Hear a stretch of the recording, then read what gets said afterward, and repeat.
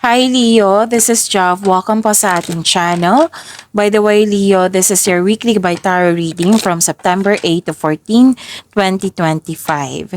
Gamitin ang reading na ito bilang gabay lamang. Kung naka-resonate kayo, comment down. Tandaan, ito ay channel reading po.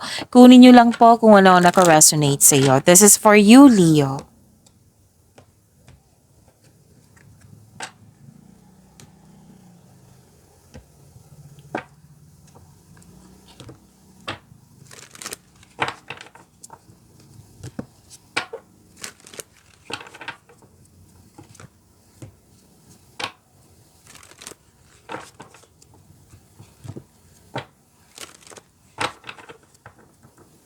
This is for you, Leo, ngayong September 8 to 14, 2025.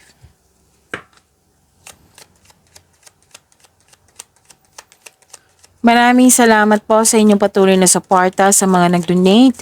Sa mga hindi nag-skip ng ads, maraming salamat po. Sa mga hindi pa nag-subscribe, subscribe na po kayo at click bell notification para malaman nyo na may bago tayong video. Para sa mga gustong magpa-reading, comment po kayo ng personal reading. Again, comment kayo ng personal reading and check my reply sa comment section. Leo, may recovery, may healing. Nagkaroon kayo ng time for yourself, sa nature, nag-grounding kayo at nag-meditate. May grupo ng tao dito na very supportive sa iyo. May personal development and spiritual growth. May pagbabago po. Huwag kayong mag-alala sa pagbabago na ito kasi ito ay change for the better. Makaka-receive din kayo ng good news. Maaari din na makatanggap kayo ng balita na may nanganak, may buntes or may ikakasal. At may paglilipat sa ibang lokasyon po dito or bibigyan mo ng aksyon yung matagal mo ng plano. May usapin tungkol sa education, teacher, student. Pwede din nag-self-study kayo or nagpa-enroll. Nagbabasa ng libro sa internet para may makuhang learnings and clarity. Na may malalaman din kayong sekreto.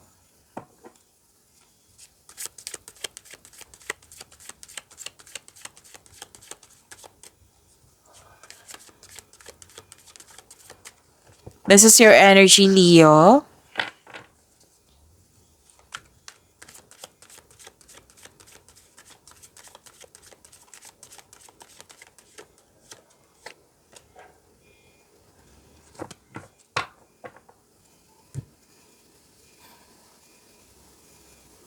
Kung may napansin kayo na repeating message, yan po yung pinupush ng cards nyo po. Like for example, nanood kayo sa inyong monthly Gabay Tarot reading, first half of the month of September, sa inyong daily Gabay Tarot reading, at dito din, sa inyong weekly.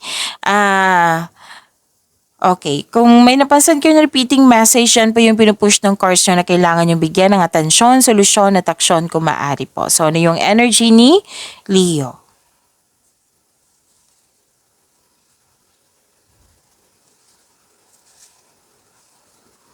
Okay, Leo. Sabi na ngayong card dito, magaling kayo na leader. Kung hindi man kayo leader dyan, pwede din nagagawa mo yung mga trabaho mo dyan, mga ginagawa mo dyan ng maayos. At stable ka na sa napili mong career and financial stability. Okay, so sabi ng card dito na kung may guilty kayo sa lack of time or di kaya may concern kasi isang tao na hindi nagbigay ng time sa iyo. Sabi ng card dito na iparamdam, kung kayo ito iparamdam mo sa kanya na may malasakit at supportive ka sa inyong connection. Pwede din siya pwedeng kayo ito, pwedeng siya.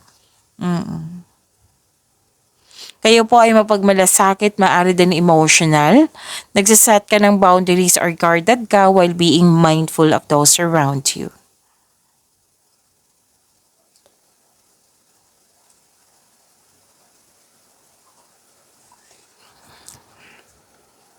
Okay, may natanggap kayo ng malaking blessings at naging generous kayo. Sharing of resources, nagkaroon ng pagkakaisa, hindi ka madamot. Oo. Ilan sa inyo ayaw magtanggap ng tulong or regalo kasi feeling mo din na feeling mo obligado mo ring magbigay sa kanila. May iba kasing tao na mahilig magbigay ng tulong kasi dyan sila masaya. Katulad mo na mahilig kayo magbigay magbigay sa kapwa nyo kasi masaya kayo. So, give back kung kaya mo o may sobra ka. Kung magiging komportable ka sa pagtangkap ng tulong, mas maraming kasaganaan ang dadaloy sa iyong buhay. Maaring kayo ang nakareceive ha ng regalo or tulong po.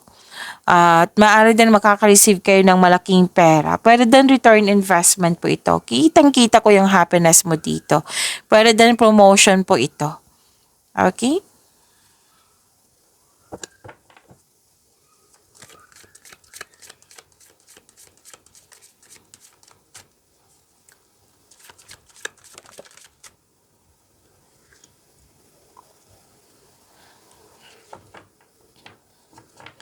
This is about your career and money, Leo.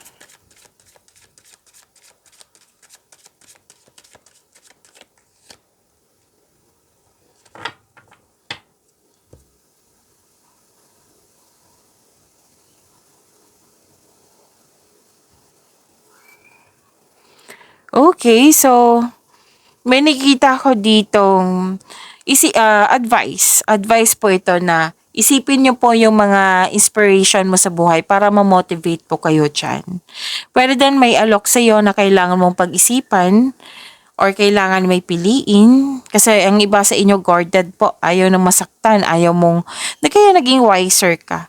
O, nag-iisip ka dito para maiwasan yung trauma na hindi na mangyari ulit. So, nagbabalanse ka dito. So, don't hesitate too long ha, sabi ng yung card.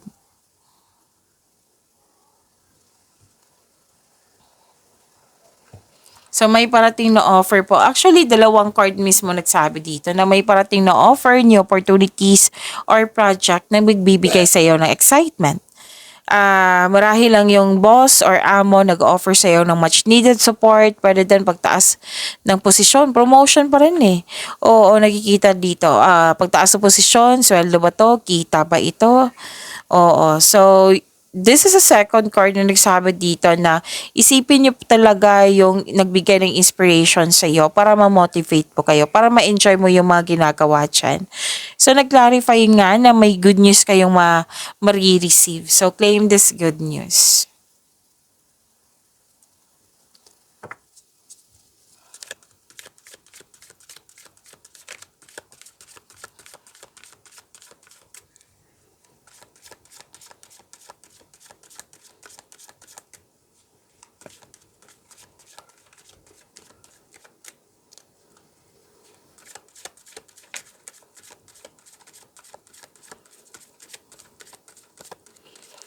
Love life, self-love, partnership, and romance ni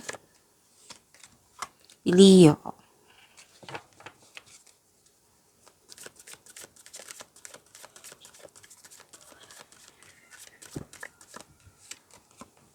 Oh, thank you po. Angel of Success.